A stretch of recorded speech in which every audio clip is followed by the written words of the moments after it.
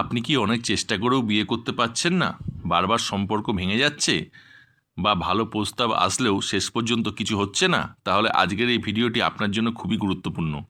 আজ আমি বলবো বিয়ের সমস্যা থেকে মুক্তির কিছু বাস্তব ও কার্যকরী উপায়। সমস্যার কারণ প্রথমেই বুঝতে হবে, বিয়ের সমস্যা শুধু ভাগ্যের জন্য নয়, অনেক সময় আমাদের নিজেদের কিছু ভুল মানসিকতা বা পরিস্থিতির কারণে হতে পারে।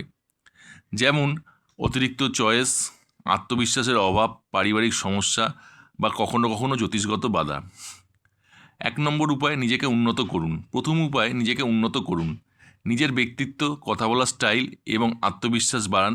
মনে রাখবেন, আপনি নিজেকে যত আকর্ষণীয় করে তুলবেন ততই ভালো সম্পর্ক আপনার দিকে আসবে। 2 নম্বর, নেগেটিভ চিন্তা ছেড়ে দিন।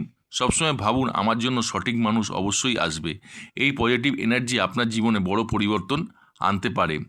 3 নম্বর, সামাজিক যোগাযোগ বাড়ান। নিজেকে ঘরের মধ্যে আটকে রাখবেন না, নতুন মানুষের সাথে পরিচিত হন, সামাজিক যোগাযোগ বাড়ান।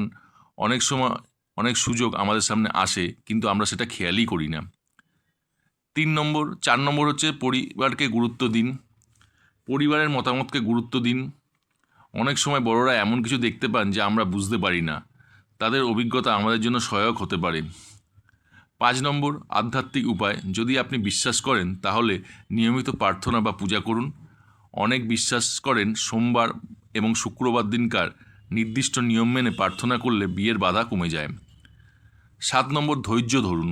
ধৈর্য হচ্ছে সবচেয়ে গুরুত্বপূর্ণ বিষয়। বিয়ে একটি বড় সিদ্ধান্ত, সঠিক সময় সঠিক মানুষ পাওয়াটা সবচেয়ে জরুরি। তাই হতাশ হবেন না, নিজেকে উন্নত করুন, পজিটিভ থাকুন, আর বিয়ের সময় ঠিক চলে আসবে, এই বিশ্বাসটি নিজের কাছে রাখুন। ভিডিওটি ভালো লাগলে শেয়ার এবং সাবস্ক্রাইব করতে ভুলবেন না। ধন্যবাদ।